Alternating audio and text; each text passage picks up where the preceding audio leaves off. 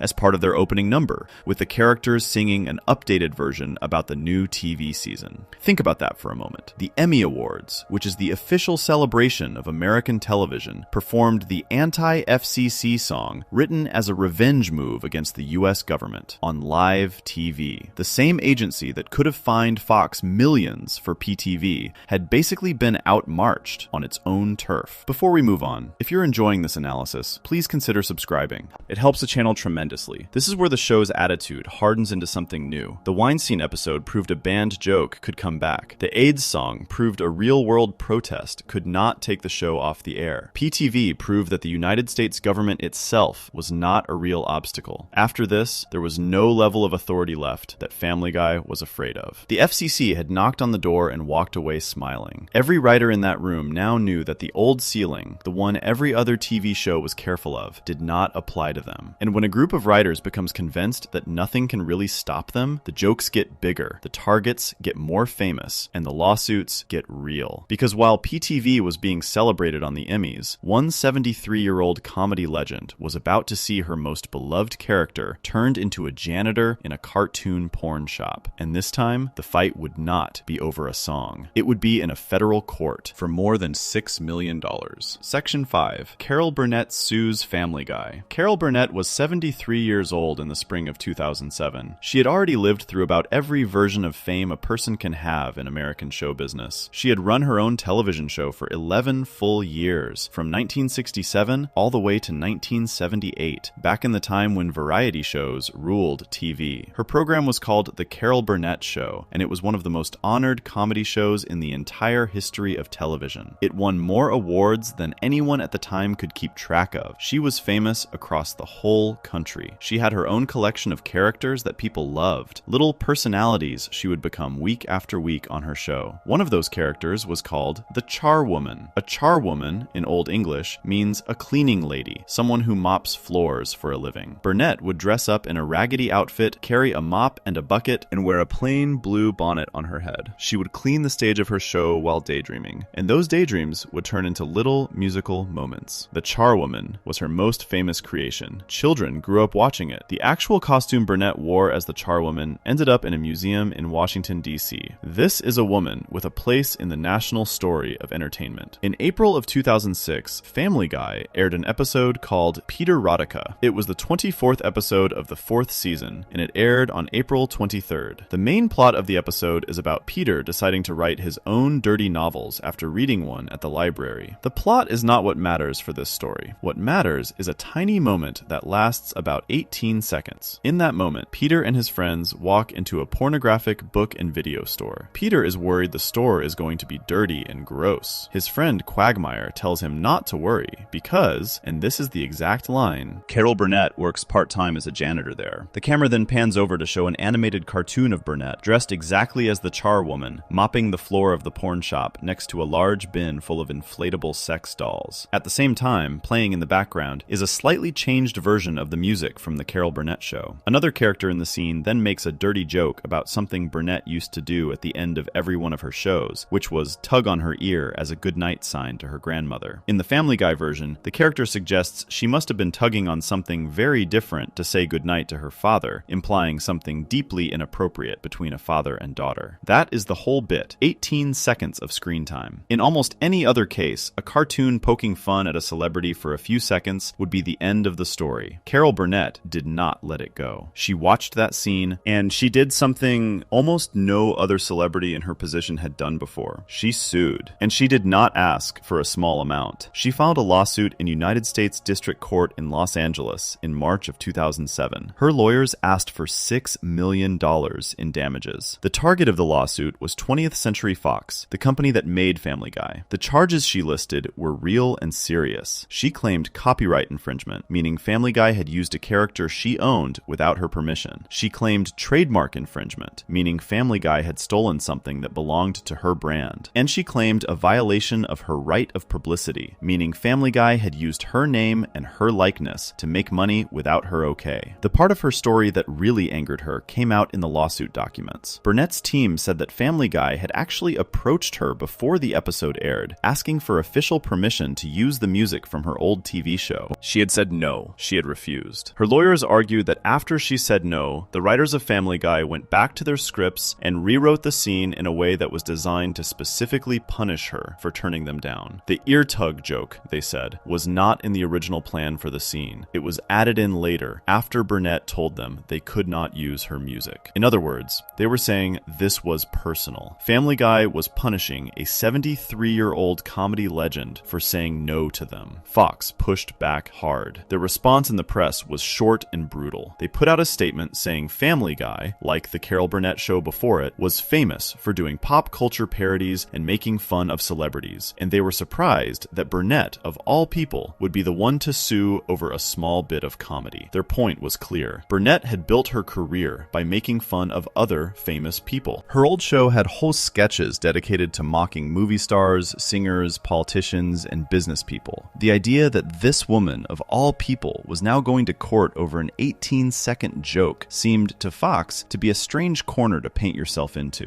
The studio refused to edit the episode. They refused to remove the scene from future airings. They refused to pay her anything. Carol Burnett was not a person who needed the money. She was not a former star trying to grab headlines to stay in the news. She had won awards, been inducted into halls of fame, and had more money than she would ever need. What she was fighting for was control. She had actually been through this exact kind of fight before, back in the year 1981. That year, she had sued the tabloid newspaper The National Enquirer after they ran a false story claiming she had been drunk and rude in a restaurant. She took them to court and she won. The ruling forced the newspaper to pay her a large amount of money, and that case became a small piece of American legal history because it was one of the rare times a public figure successfully sued a tabloid. So Burnett had form. She had gone to court before when she felt a line had been crossed, and she had won. She had every reason to believe she could do it again. The case stayed in court for about 3 months. The judge was a man named Dean D. Pregerson, a federal judge in the Central District of California. Both sides filed their papers. Burnett's team argued that Family Guy had gone far beyond what parody law allows. They said the cartoon version of the charwoman was almost a perfect copy of her original, right down to the blue bonnet and the mop. They said the music was so close to the original that any reasonable viewer would mistake it for the real thing. They argued that using so much of her work in such a disgusting setting was not parody, it was theft dressed up in a joke. Fox's team argued the opposite. They pointed to a specific Supreme Court ruling from 1994 involving the rap group 2 Live Crew, which had made a parody of the Roy Orbison song "Oh Pretty Woman." In that case, the highest court in the country had ruled that parody is protected by the First Amendment, which is the part of the U.S. Constitution that covers free speech. The court had ruled that a parody, by its nature, has to copy parts of the original, because if it does not copy anything, then nobody would recognize what is being mocked. Fox's lawyers said the Family Guy cartoon was clearly a parody, clearly a comment on Burnett's wholesome image, and clearly protected speech. In June of 2007, Judge Pregerson made his ruling. He sided with Fox. The case was dismissed. He wrote in his decision that Carol Burnett is an icon in American culture, a recognition of her importance that both sides agreed with. But then he made his point. He wrote that public figures like Burnett are, by the very nature of being public figures, frequent targets of parody and crude humor. He said any self-restraint on that kind of comedy had basically been eliminated in the modern media world. By making herself a national figure, by becoming a name that everyone knew, Burnett had put herself in a position where other people were going to make fun of her, and the courts could not be used to stop it. The judge added that whether a parody is in good taste or bad taste does not matter for the law. The only question is whether a reasonable person could see it as parody. In his ruling, the Family Guy charwoman scene clearly could be seen as parody, no matter how crude. Case closed. Burnett got nothing. Fox paid nothing. The episode stayed on the air without a single change. This ruling was a much bigger deal than the 18-second scene that triggered it. It was a published federal court decision. That means other courts around the country could now point to it when they heard similar cases. If another cartoon show ran into the same kind of lawsuit, their lawyers could hold up the Burnett case and say, "Look, this has already been decided. The court has already said parody wins." In practice, this meant Family Guy had now built, through its own fights, a little legal shield that could protect the show from similar lawsuits in the future. Every time the show made a sloppy, rude joke about a famous person after this, that person now had to think twice before suing. Their lawyers would read the Burnett ruling first, see how badly that case went for the person who sued,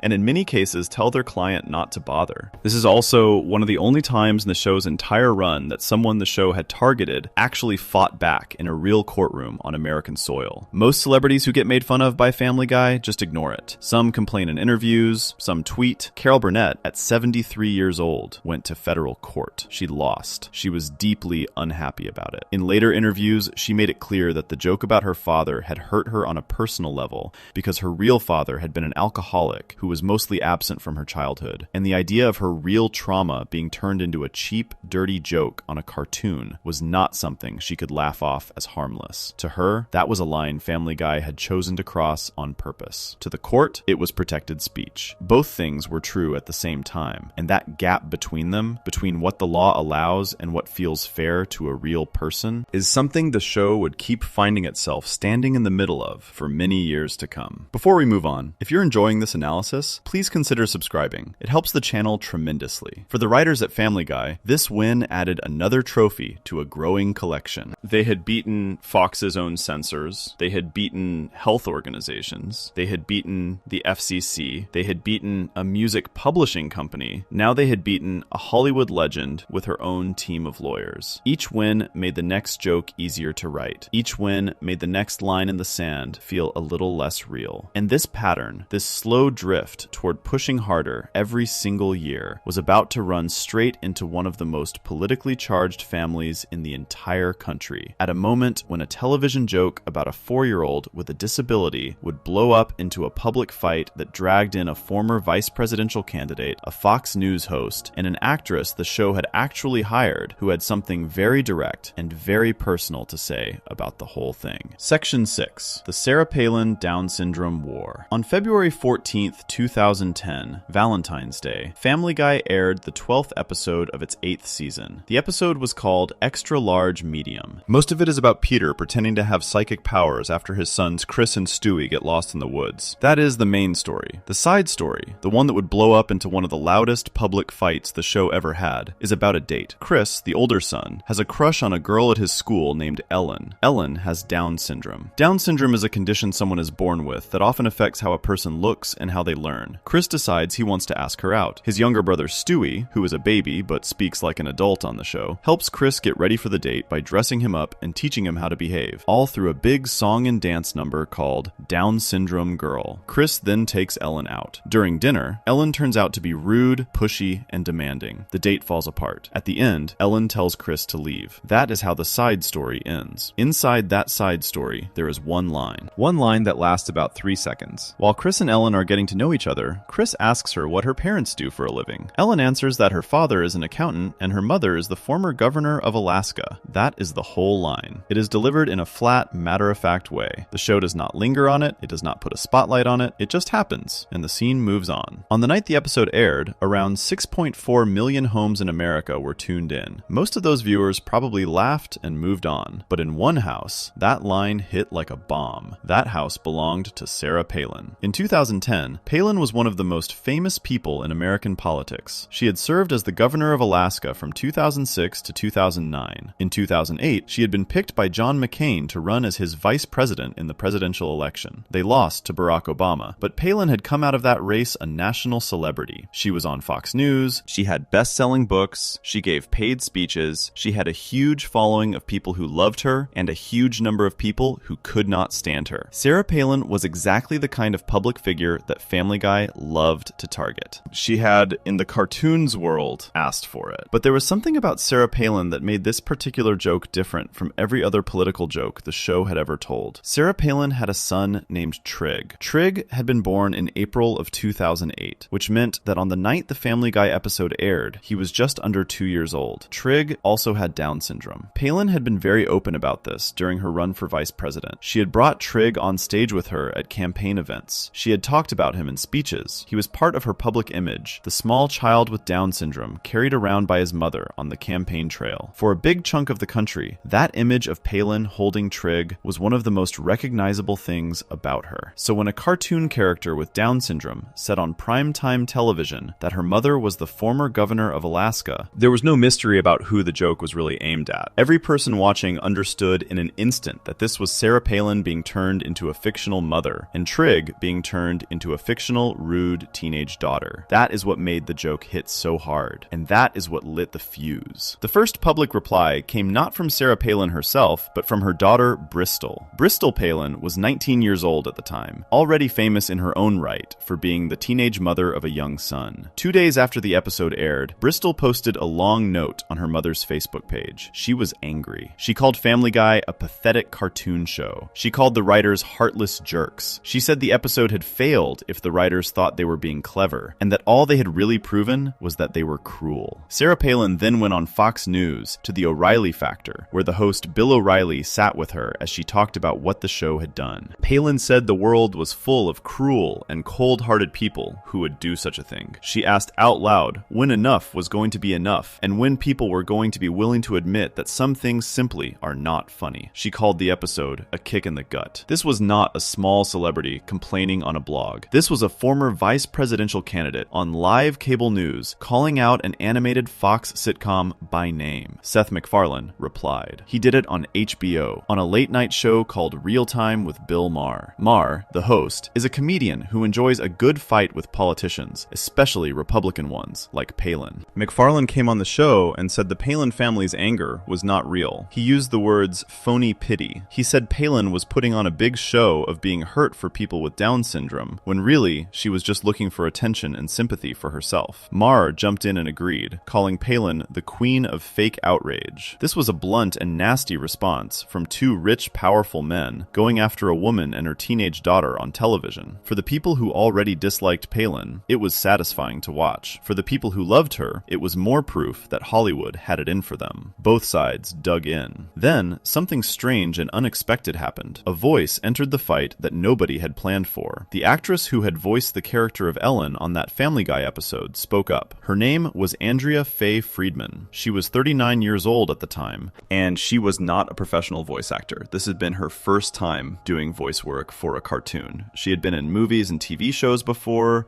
including an old show from the 1990s called Life Goes On, where she played one of the main characters. And here is the detail that changes this whole story. Andrea Faye Friedman actually had Down syndrome herself. She was a real adult woman with the same condition as the fictional character she was playing on Family Guy, and the same condition as Trig Palin. She was not a voice actor pretending to understand. She was living with it. Friedman sent a long email statement to the New York Times. She made it clear, in her own words, that she was not attacking Sarah Palin's child. She was attacking Sarah Palin herself. She said she guessed the former governor did not have a sense of humor. She said she thought the line about being the daughter of the former governor of Alaska was very funny, and she pointed out that the word for that kind of joke is sarcasm. She said her own family thought laughing was good, and her parents had raised her to have a sense of humor and to live a normal life. Then she landed her real punch. She wrote that her own mother had not carried her around under her arm like a loaf of French bread, the way former Governor Palin carried her son Trig around, looking for sympathy and votes. That one sentence became the most quoted line of the entire scandal. It ran in newspapers, it was read out on talk radio, it was repeated on every entertainment news show. A real woman with Down syndrome, not a cartoon character, had walked into this political firefight and basically told the former vice presidential candidate to her face through a printed letter that her own lived experience had more weight than Palin's act of offense. Friedman was not done. She later gave an interview to the show The Insider and another to ABC News. In those interviews, she said again and again that the joke was aimed at Palin, not at Trig. She said she felt Palin was using her son as a political prop, and that her son deserved to be treated like a normal kid, not like a loaf of French bread. When asked if she thought Palin would ever come talk to her directly, Friedman said she doubted it, because Palin might just attack her again. She said she had never met Palin, and that if Palin ever was nice to her, she would be nice back. But if Palin was mean, Friedman was done with her. Sarah Palin was now in a terrible spot. When the fight was between her and a cartoon, or between her and Seth MacFarlane, she had the moral high ground in the eyes of her fans. She was a mother defending her young son against rich comedy writers. But now, the voice coming back at her was a grown woman with Down syndrome, saying the exact thing Palin had been saying she wanted to stop. That people with this condition were not fragile things who needed to be shielded from jokes. Friedman was saying she could handle a joke fine. She was saying her own family trained her to laugh. She was saying the problem was not the cartoon. The problem was Palin turning her own child into a campaign tool. Palin had no good way to answer that, and she mostly stopped talking about it. The episode itself did more than make the Palins angry. It earned a real award nomination. The song from the episode, Down Syndrome Girl, was nominated for a Primetime Emmy Award. The category was called Outstanding Original Music and Lyrics. This is one of the biggest television awards in the country. The people who nominated it included professional voters inside the television industry. Seth MacFarlane and the composer Walter Murphy were both officially nominated for their work on the song. On July 24th, 2010, MacFarlane performed the song live on stage at a huge fan convention called San Diego Comic-Con, in front of an audience of almost 4,000 people. The crowd cheered. The Emmys ended up giving the award to a different show, but the nomination meant something important. The television industry itself had looked at this song, the one that had sparked the biggest political fight of the show's year, and decided it deserved to be honored. That is the opposite of a punishment. Looking back, the weirdest part of this whole story is how the fight lined up. The show, which normally fights against real-world groups that try to shut it down, this time found itself in a fight where one of its own guest actors was its best defender. Andrea Faye Friedman did more to win the public argument than any Family Guy writer could have. She took what could have been another sloppy celebrity joke gone wrong and turned it into a moment where a real adult with Down syndrome got to speak on national television. For the show, it was a pure piece of luck. They had hired Friedman because they wanted an authentic voice for the character, and they had ended up with an authentic voice in the scandal, too. The controversy faded through the spring of 2010. Sarah Palin moved on to other political fights. Family Guy moved on to other episodes. Andrea Faye Friedman went back to her real-life job at a law firm in Santa Monica, where she worked in the accounting department for over 20 years, and to her part-time teaching work at a university program that helps people with disabilities learn to live on their own. She kept acting when roles came up. She died in December of 2023 at the age of 53 from complications of Alzheimer's disease. Her Family Guy role stayed with her as one of the things she was best known for, and she never backed off from her defense of the episode. Before we move on, if you're enjoying this analysis, please consider subscribing. It helps the channel tremendously. But the show did not slow down after winning this fight. If anything, it sped up. The writers had just seen a cartoon gag turn into a national news story that they won in the eyes of the public almost by accident. That creates a dangerous sense of freedom. The targets kept getting bigger. And just 5 weeks after this episode aired, on a Sunday night in March of 2010, Family Guy would open with a song and dance number about a real woman who had died, whose family was still grieving, and whose brother was at that very moment planning a charity concert in her memory. The song would be sung by children. The joke would be about keeping her alive. And this time, there would be no Andrea Faye Friedman to save them. Section 7. The Terry Schiavo Musical. Before this section can make full sense, you need to know who Terry Schiavo was. She was a real woman, not a character. She was born Teresa Marie Schindler on December 3rd, 1963 in Pennsylvania. She grew up in a big, warm family, moved to Florida with her husband Michael in the mid-1980s, and worked as a bookkeeper at an insurance company. On February 25th, 1990, when she was 26 years old, she collapsed in the hallway of her home in St. Petersburg, Florida. Her heart had stopped. By the time doctors got it going again, her brain had gone too long without oxygen. The damage could not be undone. She survived, but she never really woke up. For the next 15 years, she lay in a bed, unable to walk, talk, or care for herself. Her body was alive. Her awareness, according to most of the doctors who saw her, was gone. She was fed through a tube in her stomach because she could not safely eat food on her own. Here is where the story got complicated. Her husband, Michael, eventually said that Terry would not have wanted to live like that, and he asked the courts to let him remove her feeding tube. Her parents, Bob and Mary, and her siblings, Bobby and Suzanne, fought him. They believed she was still in there. They believed she reacted to them. They believed removing her tube was murder. The fight went to court over and over again. It went through state courts in Florida. It went through federal courts. It went all the way up through the United States Congress. Even President George W. Bush got involved, flying back to Washington in the middle of the night to sign a special law about her case. Protesters camped outside her hospice for weeks. News crews parked nearby. For most of March 2005, Terry Schiavo was the single biggest story in America. On March 18th, 2005, the courts ordered her feeding tube removed for the final time. On March 31st, 2005, 13 days later, she died. She was 41 years old. Her family never got over it. They could not. They believed their daughter and sister had been killed by the legal system. In the years after her death, her parents, her brother Bobby, and her sister Suzanne built an organization in her memory, which they named the Terry Schindler Schiavo Foundation. The foundation's goal was to help other families who found themselves in the same kind of fight, families with a loved one who was brain damaged and at risk of being taken off life support. They gave advice, they helped people find lawyers, they pushed for changes in the law. They had, by 2010, been running this foundation for about 5 years. 5 years is a big deal, because 2010 was the 5th year anniversary of Terry's death. The family was planning something special to mark it. They were organizing their very first big concert to raise money for the foundation, a benefit they were calling the Terry Schiavo Life and Hope Concert. They had booked 2 huge country music stars, Randy Travis and Colin Ray. They had booked the Murat Theater in Indianapolis, Indiana. The date was set for April 11th, 2010. Tickets were already on sale. The concert was going to be the biggest public event the foundation had ever held, and Bobby Schindler had been traveling around the country for months promoting it. On March 21st, 2010, a Sunday night, just 10 days before the 5th anniversary of Terry's death, and 3 weeks before that concert, Family Guy aired the 17th episode of its 8th season. The episode was called Peterasment. The main plot is about Peter being sexually harassed at work by his boss Angela, voiced by Carrie Fisher. That is the main story. It has nothing to do with Terry Schiavo. The episode opens, however, with a cold open. A cold open is the small scene that plays before the main theme music of a show. On Family Guy, cold opens are often their own completely unrelated little jokes. weeks. This particular cold open was set at Stewie's preschool, where the children were putting on a play. The name of the play was printed on a sign. The sign said, Terry Schiavo, the musical. The curtain opened. A child actor was lying in a hospital bed with tubes and wires attached to every part of her, making it look as if she were on every kind of machine imaginable. Another child walked out dressed as Terry's husband Michael. A chorus of children began to sing. The lyrics went like this: Terry Schiavo is kind of alive-o. The husband character sang that she was a vegetable. The chorus of children sang back that they hated vegetables. The song described her as having mashed potato brains, which were shown being poured into a bowl. The song described her as the most expensive plant you will ever see. It ended with the characters calling for the plug to be pulled. The song lasted a little under a minute. The show then moved on to its main story about Peter and his boss. The whole Schiavo piece was gone from the screen inside 60 seconds, but those 60 seconds had been timed, whether on purpose or by complete accident, to hit the Schindler family at the worst possible moment of their year. 10 days before the anniversary of their daughter and sister dying. 3 weeks before their biggest fundraiser, with their brother Bobby actively out in the world, trying to get people to care about Terry's memory. Bobby Schindler watched the episode. He was in no mood for it. He called it cruelty and bigotry. He put out a press release the very next day, March 22nd, through the foundation. In the statement, he said his family was astonished at what they had just seen. He pointed out something important that most viewers did not know. Terry Schiavo had not actually been on machines. She was not on a ventilator. She was not on a heart monitor pumping her blood around for her. She used a simple feeding tube because her doctors had decided it was safer for her than trying to eat by mouth. The Family Guy song had shown her hooked up to every kind of equipment at once, which was the cartoon version of the truth, not the actual truth. Schindler said the show was not only wrong about the facts, it seemed to be making a deeper argument. He said the song was suggesting that certain people simply were not worth keeping alive because they were a burden on the healthcare system. For a family that had spent 15 years fighting exactly that idea, this was a nightmare. Schindler pointed out plainly that the timing could not be a coincidence. A show the size of Family Guy does not just happen to air a bit mocking a specific dead woman 10 days before the anniversary of her death. He suspected the writers knew exactly what they were doing. He called on Fox to drop the show. He called on every disability rights group and every pro-life group in the country to join him in pressuring the network. He said his family would be going after the advertisers next, calling up the companies whose commercials paid for Family Guy and asking them to pull their ads. His sister, Suzanne Vitadamo, who worked at the foundation, was listed as the press contact. The family was organized. They had phones. They had press releases. They had a real fight ready to go. Other groups joined in. The American Life League, a pro-life organization, put out its own statement in early April. The vice president of that group, a man named Jim Sedlak, said the dehumanization of Terry was proof of what he called a sick culture. The group used the Family Guy controversy as a way to promote the foundation's concert, framing the April 11th event in Indianapolis as a direct answer to what the show had done. A writer at an outlet called First Things, a religious magazine, published an essay calling the scene hate speech against Terry Schiavo. The criticism came not just from the usual voices that attacked the show, but from writers and thinkers across the disability rights world. Professor Beth Haller, a journalism scholar who studied how the media portrayed disability,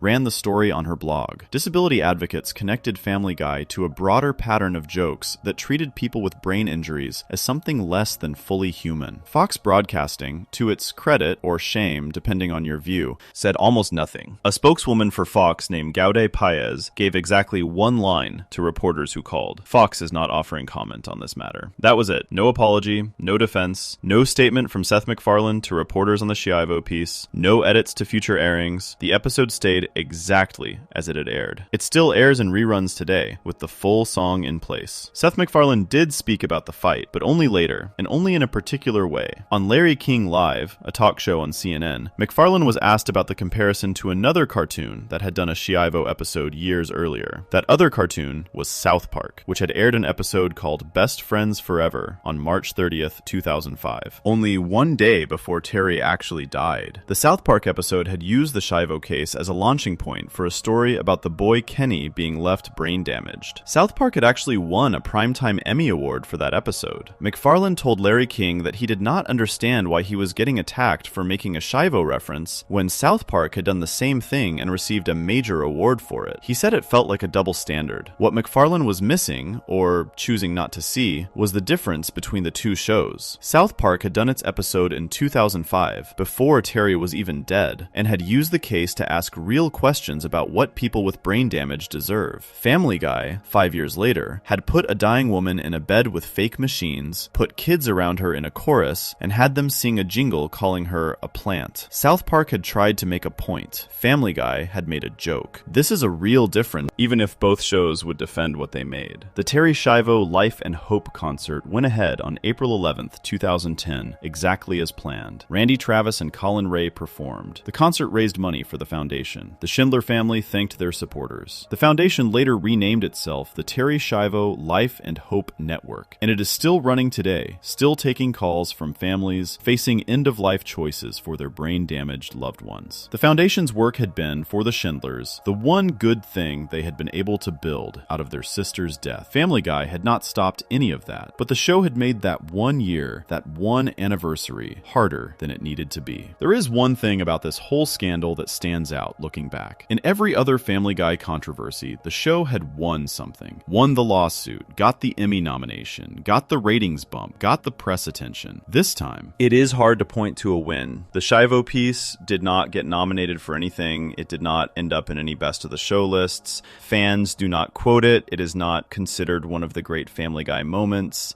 It is just there, buried inside an episode that is mostly about something else, playing every time the show runs through its own catalog. It earned the show another round of attacks and delivered very little in return. This might be the first sign that the show's gift for turning scandal into fuel was starting to hit a limit. There were, it turned out, subjects that even the most careless audience did not want to laugh at for long. Before we move on, if you're enjoying this analysis, please consider subscribing. It helps the channel tremendously. But if the Schiavo song was a warning sign, Fox missed it completely. Just 2 months after that episode aired, Family Guy would finish production on what would become the most famously banned episode in the show's entire history. An episode that Fox would refuse to air. An episode that Cartoon Network would refuse to air. An episode that, to this day, has never been broadcast a single time on any American television network. The subject was something nobody at the network wanted within 1,000 miles of their advertisers. Section 8, the episode America Never Saw. In July of 2009, at a massive fan convention in San Diego called Comic-Con, Seth MacFarlane stood on a stage in front of thousands of Family Guy fans and announced something strange. He told the crowd that the next season of Family Guy had an episode coming up that Fox was not going to air. The episode had already been written, it was already being drawn, the voice cast had already recorded their parts. Fox had seen the script, read every line, and had made a decision in advance, before the episode was even finished. The decision was that the show could make it, but the network would never broadcast it. Think about how unusual that is. Most of the time, a network either kills an episode before production starts, or the episode gets made and then pulled in a rush when someone at the top of the company panics. This was neither. This was a planned, calm, agreed-upon situation. The writers would be allowed to make their episode. They would just never be allowed to show it on American television. The audience in San Diego cheered. The subject of the episode, and the reason Fox had drawn this line, was a single word. The word was abortion. And this is the story of the one and only Family Guy episode that has never aired, not even once, on a single American TV channel. Not even today, more than 15 years later. The episode had a title. That title was Partial Terms of Endearment. It was a pun on the name of an old Hollywood drama called Terms of Endearment. Partial, because it was about a partial pregnancy. The title itself, before you even got to the plot, gave you a sense of what the tone would be. The writer in charge of the script was Danny Smith, one of the oldest and most trusted writers on the show. Smith had been on Family Guy from the very start, writing episodes all the way back in the first season. Seth MacFarlane had asked him to take on this particular story, and MacFarlane gave him a specific piece of reading to use as a guide. MacFarlane told Smith to go read a long essay by the famous scientist Carl Sagan. Sagan had written a book in 1997 called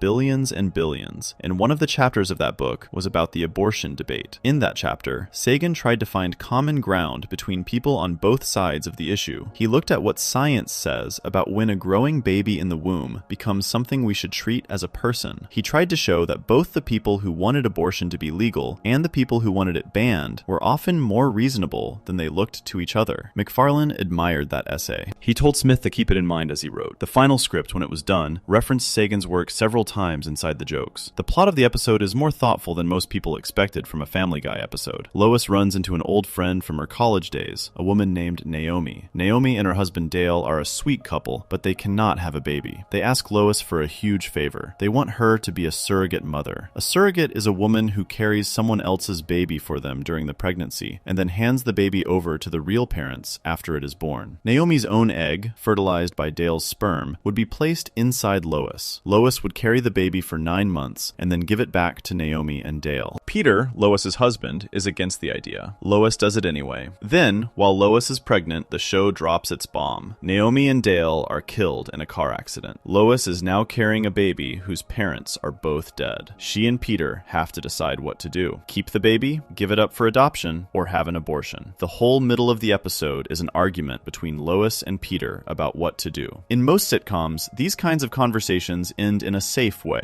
The character either keeps the baby, or has a miscarriage by accident, or discovers the pregnancy was a false alarm all along. This lets the show avoid taking a real position. MacFarlane hated that kind of writing. He said in interviews that he had been disappointed by the movie Swing Vote, a Kevin Costner comedy from 2008, where the main character casts a crucial vote and the audience is never told how he voted. MacFarlane felt that was a cowardly way to end a story. He wanted partial terms of endearment to actually pick an ending. Lois and Peter go back and forth for most of the episode. Peter flips to the pro-life side after watching a graphic anti-abortion video handed to him by a protester outside the clinic. Lois stays on the side of wanting to end the pregnancy. In the end, at the family dinner table, Lois begins to speak like she has decided to keep the baby and welcome a new member of the Griffin family. There is a pause. The family is quiet. Then Peter turns and looks straight at the camera. He tells the audience, in the last line of the episode, that they had the abortion. That is how the episode ends. No reveal, no undo, no cartoon magic. Lois had the abortion. The family moves on. Fox had been told all of this from the start. The network had been given the script and the finished episode. The network had approved the production. And then, the network made its decision about broadcast. The person who eventually explained that decision in public was a man named Kevin Riley. Riley was the president of Fox Entertainment at the time, which made him one of the most powerful people on the whole network. A month after MacFarlane's announcement at Comic-Con, Riley spoke to the press about why Fox was not going to air this episode. What he said is worth paying attention to, because it is rare to see a network boss be this honest about the real reasons behind a decision like this. Riley did not say the episode was bad. He did not say it was mean. He did not say the jokes had gone too far. Instead, he said the decision was mostly about money. He said that of all the hot button issues in American life, abortion was the hottest. Any show that took it on directly was going to make advertisers nervous. This was 2009 and 2010, which were very bad years for the American economy. Companies were cutting their ad spending across every network. Fox was, in Riley's words, in a lot of tough conversations with clients about their ad budgets. Running one big controversial abortion episode on Sunday night could push those advertisers to drop not just Family Guy, but other Fox shows too. Riley actually admitted that he thought the episode handled the subject just fine. His exact words were that it could cause trouble and it was just not worth it. In other words, the episode was killed not for moral reasons, not for creative reasons, but for business reasons. Fox was choosing its ad revenue over a single episode of one of its most famous shows. Seth MacFarlane was frustrated by the decision. He spoke to the New York Times and said times had really changed. He said the network was making a decision based on what they thought the audience could handle, and that a woman's right to make her own reproductive choices should not be any more off limits than an episode about gay marriage or an oil spill. Family Guy had done both of those. He thought the network was being too careful. But for all his frustration, MacFarlane did not actually fight this decision the way he might have fought for a smaller cut. He and his team expected Fox to eventually give in, just like Fox had eventually given in and aired the Weinstein episode back in 2004. They thought the episode would find its way onto television in some form. Maybe on Adult Swim, maybe on Fox late at night, maybe edited down. That turned out to be completely wrong. Adult Swim, the channel that had rescued Family Guy from the dead years earlier, was the next logical home. MacFarlane's team reached out to Cartoon Network, the parent of Adult Swim. The answer came back fast. Adult Swim was not going to air it either. A spokesperson for the network said there were no plans to ever broadcast the episode on their channel. No explanation, no promise to think about it, just a clean no. This was a surprise. Adult Swim was not supposed to be afraid of controversial content. Their whole brand was built on late-night oddness and things that other networks would not touch. Yet they also had advertisers. They also had a parent company. They also had a business. Whatever the real reason was, partial terms of endearment was not going on Adult Swim. It would later turn out not to go on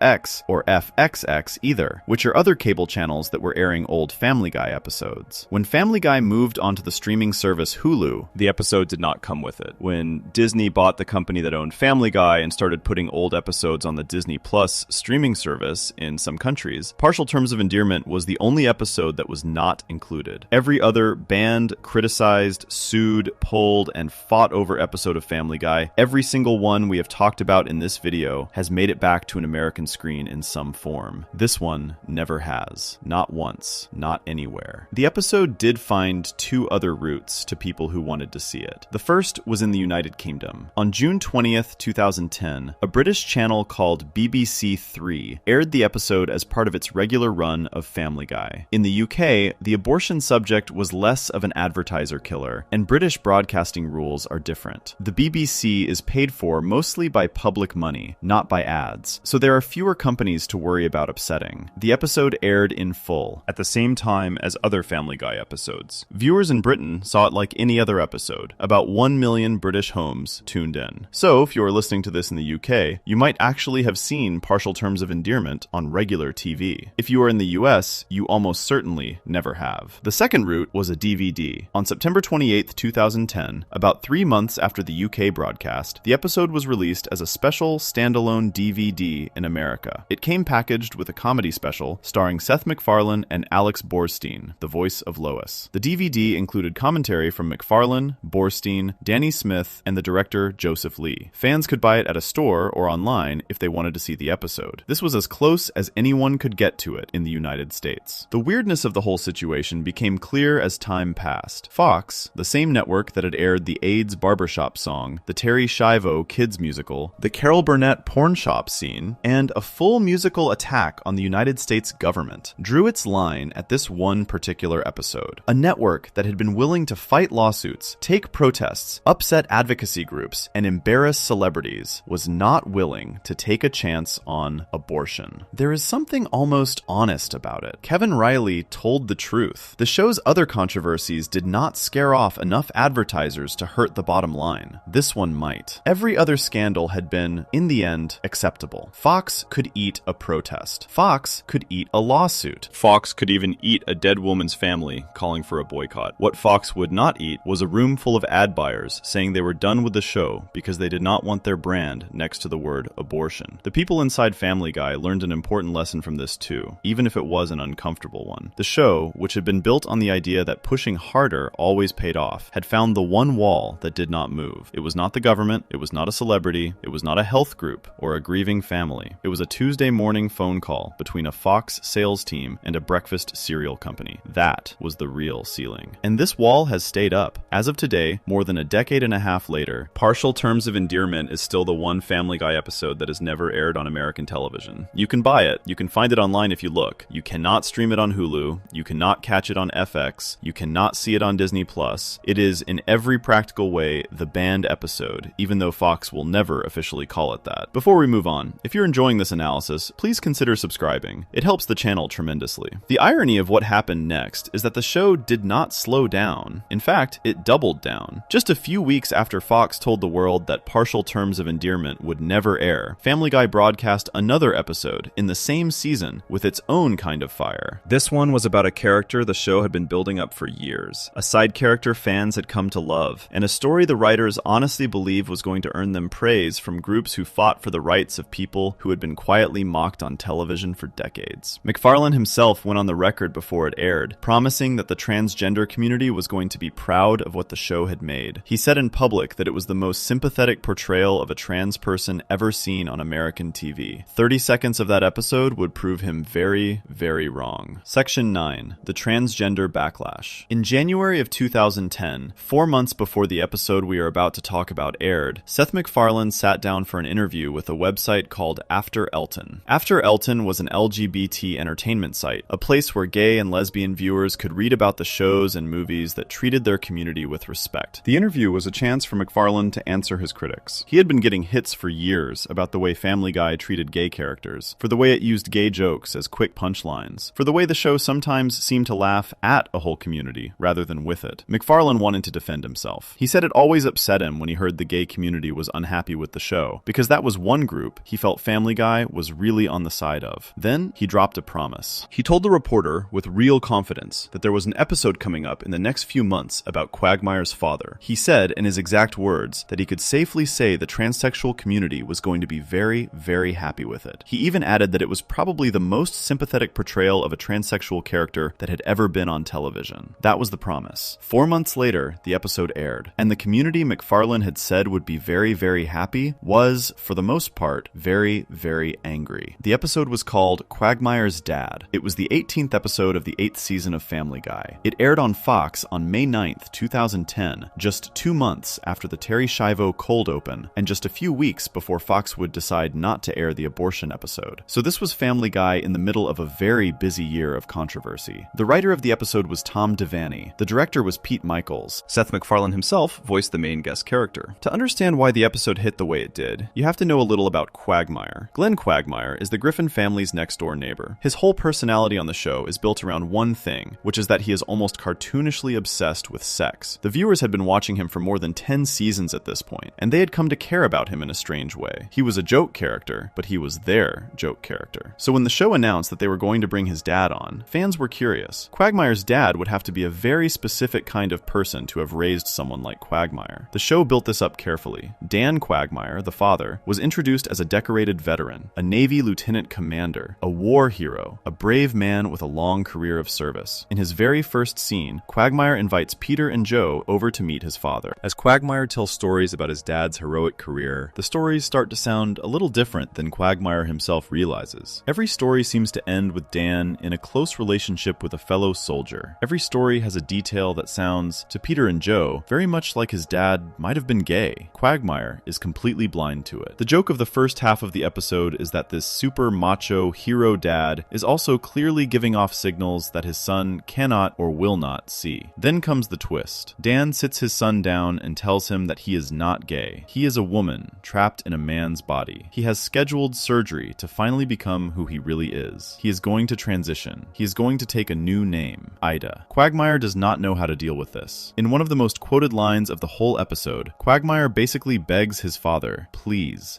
just be gay instead. He can deal with gay. He cannot deal with this. In the next scene, Dan goes into the hospital as a man and walks out as a woman, with every physical change complete, as if this were a 2-hour trip to a barber shop. The show treated 15 different medical steps as one cartoon gag. The surgery scene is where many trans viewers started to feel uneasy. In the real world, gender transition takes years. It involves careful medical steps, months or years of counseling, and a long process of adjusting. The show skipped all of that. Ida then comes to dinner at the Griffin house. The dinner is supposed to be a welcoming moment. Peter, as always, asks wildly inappropriate questions about her surgery in graphic detail. Ida answers openly. The other Griffins sit and squirm. Lois takes the food that Ida had brought as a gift, and later in the episode, she tells Meg to throw it in the trash. This was the first detail that hit LGBT viewers hard. Lois Griffin, the nice mother, the reasonable parent, the supposed voice of reason on the show, is shown quietly treating Ida's food as contaminated, not with a big dramatic moment, but as a throwaway side beat. That is almost worse. It is the casual nature of it that stings. Then comes the scene that turned the episode into a national scandal. Brian Griffin, the family dog who acts more like an adult than any of the humans on the show, has been out of town for a seminar during all of the Dan to Ida part of the story. He does not know about any of it. He comes home, stops at a hotel bar, and meets a beautiful blonde woman. They hit it off. They go back to her hotel room and sleep together. The next morning, Brian comes home glowing. He has found a real connection. He tells Stewie, the baby he is best friends with, all about her. Stewie asks what her name is. Brian says her name is Ida. Stewie looks at him for a beat. Then Stewie tells Brian exactly who Ida is. Brian's face changes. He runs to the bathroom. And then, on screen, for 30 full seconds, uninterrupted, Brian vomits. The floor of the bathroom fills with vomit. Brian's body keeps going. The camera holds on it. No cutaway, no scene change. 30 seconds of a man, or a dog in this case, throwing up because he has just found out he slept with a trans woman. After the vomit finally stops, Brian delivers a line that would become the most quoted thing in the whole controversy. He shouts that when trans people move to a new neighborhood, they are supposed to notify the people living there, because that is how it works. He had just compared a trans woman directly to a registered sex offender. The reaction was fast, and it was loud. aired. The next day, the Gay and Lesbian Alliance Against Defamation, known as GLAAD, put out an official statement. GLAAD was, at the time, the most powerful LGBT media watchdog group in America. Their job was to talk to Hollywood about how the community was being shown on screen. GLAAD's statement said they shared the serious concerns being voiced by members of the trans community. They did not demand the episode be pulled. They did not ask for an apology. They simply said that they had heard from many trans viewers who felt the episode did real harm, and GLAAD agreed those concerns were valid. A reviewer named Brent Hardinger, writing on the website After Elton, the same site McFarlane had given his big interview to just 4 months earlier, wrote a brutal takedown. Hardinger said it was literally impossible for him to match up what McFarlane had promised with what the episode actually was. His only explanation was that McFarlane must be a complete idiot. The Parents Television Council, the conservative watchdog group that had been at war with Family Guy for over a decade, also named the episode their worst show of the week. This is the rare moment in American cultural history when GLAAD on the left and the Parents Television Council on the right both agreed that the same episode of a cartoon was a bad thing. They were coming at it from completely different directions. The PTC was upset about the innuendo, the vulgarity, the violence, and the sexual content. GLAAD was upset about how the community itself was treated, but they landed on the same side. Fox, for its part, did not pull the episode. It aired in full. It has aired in full ever since. What makes this episode so unusual in the show's scandal history is how the writer and creator responded. In most of the fights we have covered so far, McFarlane pushed back hard and defended the work, usually winning the public back by being funnier or meaner than his critics. Here, he doubled down in a way that made things worse. In September of 2010, a few months after the episode, McFarlane gave an interview to a men's magazine called Details. By this point, the backlash had been loud and sustained. Trans viewers were still angry. Writers on blogs and in newspapers were still pointing to the vomit scene as a low moment in modern animation. In this interview, McFarlane said he did not meet a lot of stupid gay people, suggesting his critics were unusually dumb for a community he normally found smart. He said he still believed Ida was a very sympathetic portrayal. Then he tried to defend the vomit scene. He said Brian was a straight male dog, and if he personally found out he had slept with a trans woman, he might throw up too, in the same way a gay man would react to a vagina. That one sentence from the creator of the show in a major national magazine basically told every trans woman in the country that their existence was, in Seth MacFarlane's own view, something to vomit over. The apology his critics wanted was not coming. The defense he gave them was somehow worse than no defense at all. The weirdest part of the whole episode is that it was not all bad. There are parts of Quagmire's dad that a lot of trans viewers, looking back later, said they actually liked. Ida is written as a decorated war hero, not a joke. She is brave. She talks about her reasons for transitioning in a simple, honest way, saying she had to choose between being happy for the rest of her life and being miserable. In the end of the episode, Quagmire, after his initial panic, does actually accept his father. He tells her that he loves her. That last scene is played straight. No jokes, no gags. A son telling his trans parent that he loves her on primetime network TV in 2010. That was a real thing. For some trans viewers, that ending mattered. It was not enough to save the episode, but it was something. The problem was that almost nobody remembered that ending, because the other stuff, the vomiting, the sex offender joke, the thrown away food, the cartoon surgery, was what made the news. The good parts got buried under the bad ones. The long tail of this episode is worth noting. Ida kept showing up on Family Guy for years after. She became a regular in the show's world. She was part of Quagmire's life. Other characters came to know her and treat her with respect. The show tried, in small ways over time, to do better by the character it had introduced so badly. But the damage of that first episode stayed. For many people, Quagmire's dad is the episode they point to when they want to show how Family Guy sometimes falls short when it tries to be serious about something real. The show knows this too. Years later, in 2019, during an episode called Trump Guy, Peter Griffin said directly to a cartoon President Trump that Family Guy was trying to phase out gay jokes. The show's executive producers, Alex Sulkin and Rich Appel, confirmed this was a real direction, saying that what was funny 20 years ago did not work anymore. Before we move on, if you're enjoying this analysis, please consider subscribing. It helps the channel tremendously. But before the show could start slowing down, it had one more big punch left in it. And this one did not come from a scandal about a joke. It came from the show choosing, on purpose, to kill off one of its own main characters. A character who had been on the show for every single episode since the very first one in 1999. A character millions of people had grown up with. The show knew this death would upset people. The writers expected a small wave of complaints. What they got instead was an online petition with more than 100,000 signatures, a furious international fan protest, and a decision reversal that that became one of the most talked about moments in the whole history of animated television. And on top of all of that, in the very same year, a completely separate Family Guy episode would become the subject of a conspiracy theory that put the show at the center of one of the worst real-world tragedies of the decade. Section 10, the Boston Marathon, Brian's death, and the modern era. The year 2013 was the year that Family Guy, for the first time in its entire run, lived through two huge scandals at the same time, on the same show, in the same calendar year that had almost nothing to do with each other. One of them came from a real-world tragedy that took the lives of 3 people and injured hundreds more, a tragedy the show had nothing to do with, but somehow got pulled into anyway. The other came from the writers themselves, on purpose, as a planned event meant to shake up the show. Neither scandal ended the way the writers expected. Both of them, in different ways, marked the end of an era for how this cartoon would handle itself going forward. By the end of 2013, the people making Family Guy had learned a lesson that more than a decade of protests, lawsuits, and banned episodes had failed to teach them. Some lines cannot be pushed without cost. Some fans will not forgive certain choices. And the internet, by 2013, had grown teeth. Here is how both of those stories played out. The first crisis started with an episode called Turban Cowboy. It was the 15th episode of the 11th season of Family Guy, and it aired on Fox on March 17th, 2013. The episode was written by Artie Johan and Sean Reese, directed by Joe Vox. The plot of the episode is a simple one. Peter takes up skydiving with his friends. Things go wrong, he lands in the hospital, and he meets a man in the next bed named Mahmoud. Mahmoud is a Muslim man, and Peter ends up liking him. Peter starts spending time with Mahmoud and his friends, learns a little about Islam, and even briefly converts. What Peter does not realize, and what the audience slowly figures out, is that Mahmoud and his friends are actually part of a terrorist group planning to blow up a bridge. The episode ends with Peter accidentally triggering the bomb through a cell phone and the bridge exploding. The episode got mixed reviews. Critics called it tone-deaf and lazy. Almost 5 million people watched it that Sunday night. It beat The Simpsons in the ratings. A few days passed. The episode moved on into the normal rotation of the show. Fans argued about whether it had gone too far. Nothing unusual for Family Guy. Then came April 15th, 2013. At around 2:49 in the afternoon on that day, 2 homemade bombs went off near the finish line of the real Boston Marathon. They were pressure cooker bombs, filled with metal shrapnel, planted on the ground by 2 brothers. They detonated about 14 seconds apart and about 210 yards apart. 3 people died. An 8-year-old boy named Martin Richard, a 29-year-old woman named Crystal Campbell, a 23-year-old college student from China named Lingzi Liu. Hundreds more people were injured. Many lost legs. The whole country watched the news in shock that afternoon and into the night. By the next day, something ugly was happening online. The Turban Cowboy episode contained a completely separate cutaway gag, unrelated to the main plot, in which Peter is shown winning the Boston Marathon by running over the other runners with his car. The scene is played as absurd cartoon violence. It lasts only a few seconds. In the original episode, this Boston Marathon scene appears in one part of the show. The scene where Peter's phone triggers a bomb appears near the end of the episode in a completely different story. They are almost 15 minutes apart. They have nothing to do with each other. Someone online, using basic video editing, cut those 2 scenes together and posted them as a single clip in a way that made it look like Peter had set off explosives at the Boston Marathon itself. The moment the clip went up, the conspiracy machine took over. The man who pushed this story harder than anyone else was a radio host named Alex Jones. Jones ran a website called InfoWars. He had built his career pushing the idea that many of the worst events in American history were really fake events staged by the government. On the afternoon after the Boston bombing, Jones took the edited Family Guy clip and posted it to his site and to Twitter. He suggested this was proof that somebody in Hollywood or somebody in the government had known the bombing was coming. He used a term that conspiracy fans know, calling it a false flag, meaning a pretend attack carried out to trick the public. His millions of followers shared the clip. It spread across social media. Regular people, with no interest in conspiracy theories, saw it and believed it for a moment. They thought a cartoon had predicted, or worse, inspired, a real mass murder. Seth MacFarlane did not stay quiet. On April 16th, 2013, one day after the bombing, he posted on Twitter. He called the edited clip abhorrent. He said the event was a crime and a tragedy, and his thoughts were with the victims. He did this knowing the clip would still keep spreading, knowing Alex Jones was using the show's own work against it. Fox moved quickly too. Within hours, the network pulled Turban Cowboy from Fox.com. Hulu took it down, Amazon removed it from their digital store. YouTube took down the edited Jones clip on the grounds that it was deceptive. Fox said it had no immediate plans to air the episode again. The episode, a normal entry in the show's massive catalog, had become, overnight, an episode the company wanted nobody to see. Alex Jones was not done. After MacFarlane's tweet, Jones hit back, claiming that Family Guy had made a cartoon making fun of terror bombings and showing mutilated runners, and that MacFarlane could not walk away from that just because real people had died. This was the dark trick in what Jones was doing. The cutaway gag was real. The joke about runners being hit by a car was a real joke that had aired on real TV. He was using a true thing, the fact that Family Guy had made a tasteless gag a month earlier, to sell a fake thing, the fact that the clip he shared had been stitched together from two separate scenes to tell a lie. For Family Guy, this was a brand new kind of problem. In all their other controversies, the show had been accused of saying something bad they actually did say. Here, they were being accused of something they did not do, a cartoon version of a real terror attack, and the accusation stuck because there were real people online who wanted it to stick. Turban Cowboy stayed off Hulu for more than 9 years. It was finally added back in September of 2022. That was the first crisis of 2013. The second crisis was on Family Guy's own terms. It happened on November 24th, 2013, just before Thanksgiving. That night, Family Guy aired an episode called Life of Brian. It was the 6th episode of the 12th season. The plot starts with Brian and Stewie on a time travel trip to early America. They get home safely. Stewie, tired of time travel constantly going wrong, decides to destroy his time machine for good. The two of them then go out to the street to play street hockey. A car comes around the corner. Brian is hit. The family rushes him to the vet. On the operating table, surrounded by the Griffins, Brian says his last words. He tells each family member that he loves them. He tells them they gave him a wonderful life. Then his body goes still. A month later, the family goes to the pet store and brings home a new dog, an Italian-American talking dog voiced by Tony Sirico from The Sopranos, named Vinny.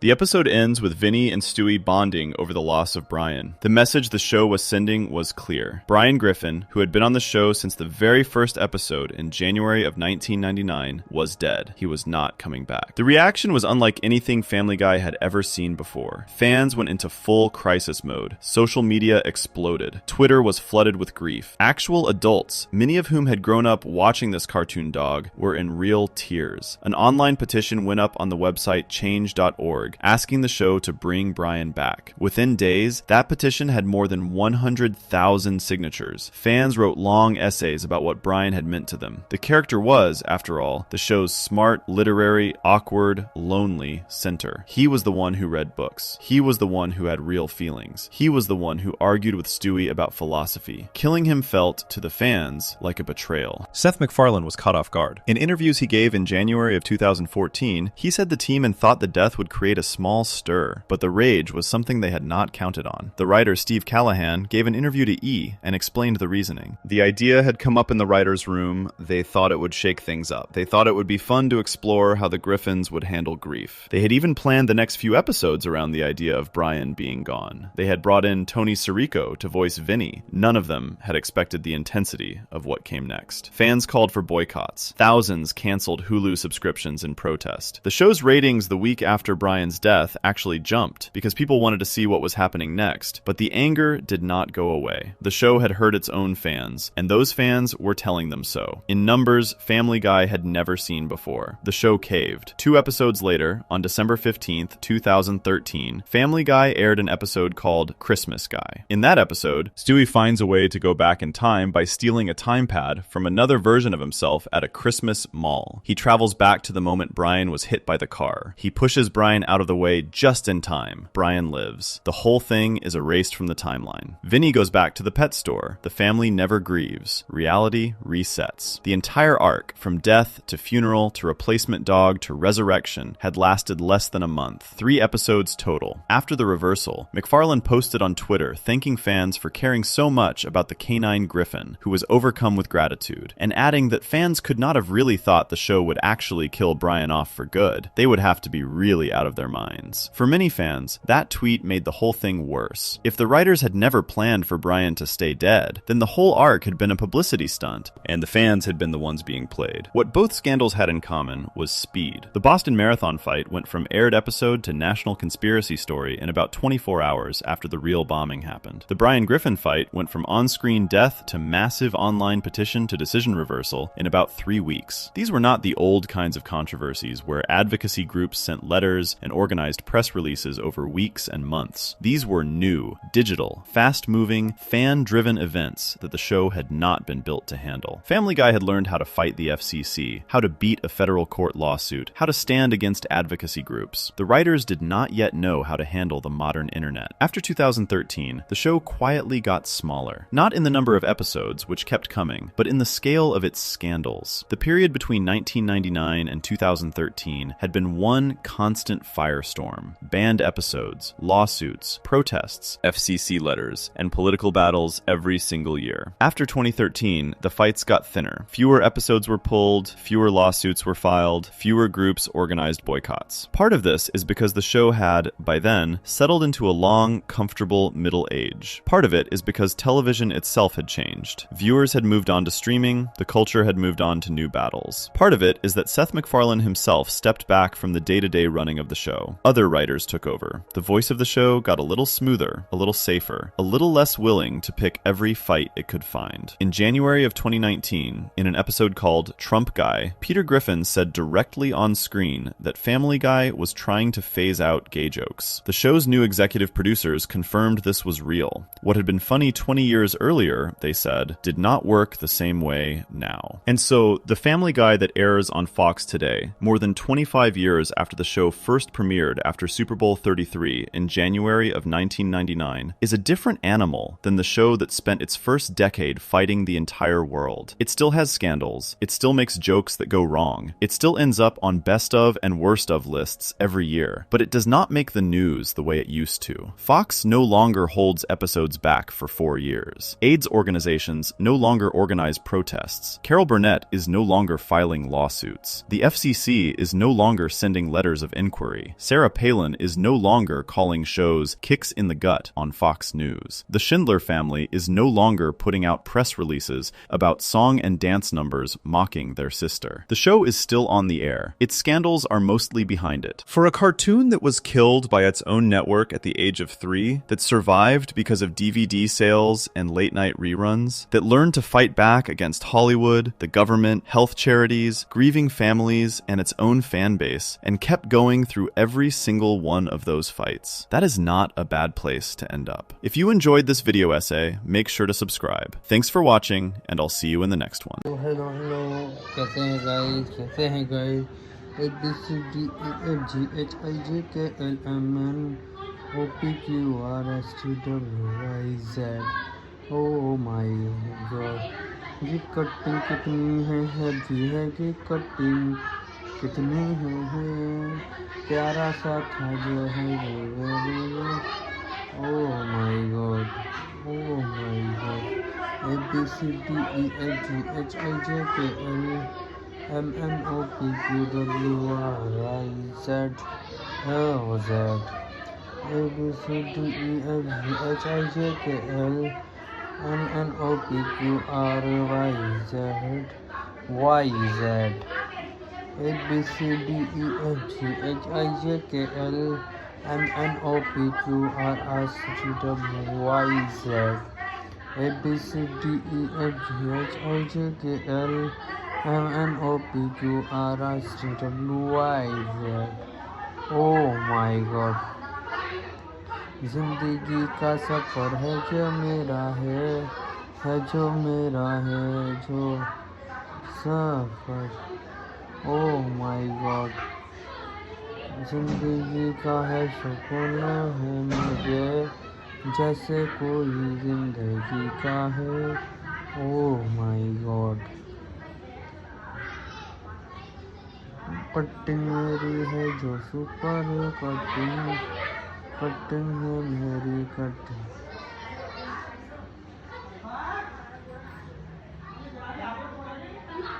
A B C D E F G H I J K L M N O P Q R I Z Z.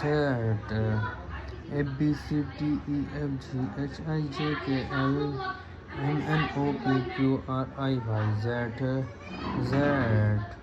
A B C D E F G H I J K L MNOPQRYZ ABCDEFGHIJK LMNOPQRYZ Z। प्यार था वक्त नहीं जो बीत गया दो पल में, तुम्हें याद नहीं पर याद है। हर वर्ष नहीं है दुनिया की दौलत है, हर फर्श नहीं। ये दाना निकल गया मेरा।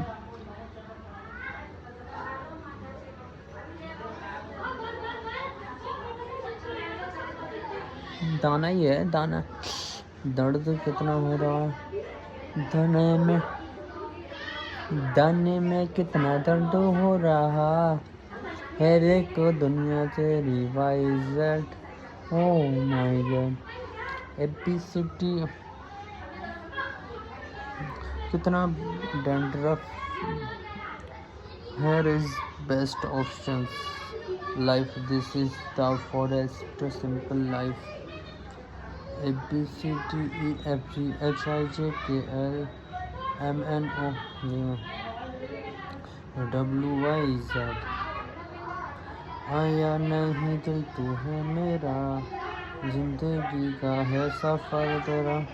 ओ माय गॉड ABCD बाल उड़ गए हैं मेरे, बाल उड़ गए हैं दुनिया भर की चालाकी का है dandruff ABCDEFGHIJKL I love you। प्यार था वक्त नहीं like this is game over is this ABCDEFGHIJKLMNOP।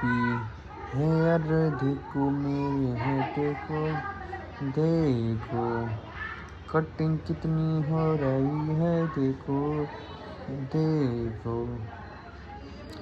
प्यार में भी नहीं है जो प्यार था वक्त नहीं जो बीत गया दो पल में, आंसू आएंगे दुनिया की तकलीफें। प्यार था वक्त नहीं जो बीत गया था पल में, तुम्हें याद करूंगी दुनिया को मिलने, याद नहीं आओगे तो तुम। प्यार था जो भी सोचा नहीं था हमने प्यार। ABCDEFGHIJKLMNOPQRWYZ। फेस कटिंग निकालनी पड़ेगी अब अपनी फेस कटिंग और डैंड्रफ अपना कम करना, अपना स्किन जल या बिल्कुल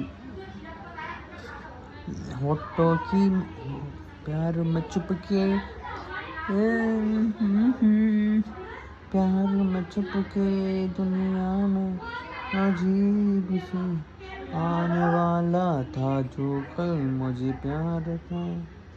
या दुनिया की बातों में भी तू है, आँखों में भी तू है, यादों में तू है, प्यार था। ABCDEFGHIJKLMNOPQRWYZ। She is beautiful, he is good, he is man, he is I at least I mean to talk to you, I like this features। Hello guys कैसे हैं आप सभी लोग। आज मैं आपको बताने वाला हूँ कि इस वीडियो के बारे में कि जैसे कि आप देख सकते हैं कि मेरे बाल कितने छोटे हो गए हैं, देख सकते हैं गाइस। और बालों पे देख सकते हैं कितना डैंड्रफ आ चुका है और डैंड्रफ के साथ साथ बहुत कुछ हो रहा है। देख सकते हैं कि बालों पर डैंड्रफ भी बहुत कुछ है। डैंड्रफ है साइटों में, और मेरे फेस पर भी डैंड्रफ कितना आ चुका है। आज मैंने कटिंग करवाई थी और जो है ना मेरा फेस पे देख सकते हैं कैसे रेड रेड निशान हो रहे हैं, देखिए जूम करके देखिए। और जो है ना कि यहाँ भी डैंड्रफ है, शेविंग कटवाते वक्त भी डैंड्रफ निकल रहा था, और शेविंग के अंदर भी डैंड्रफ है। और देख सकते हैं थोड़ा जूमिंग होके नहीं दिख रहा है इसमें, बट है।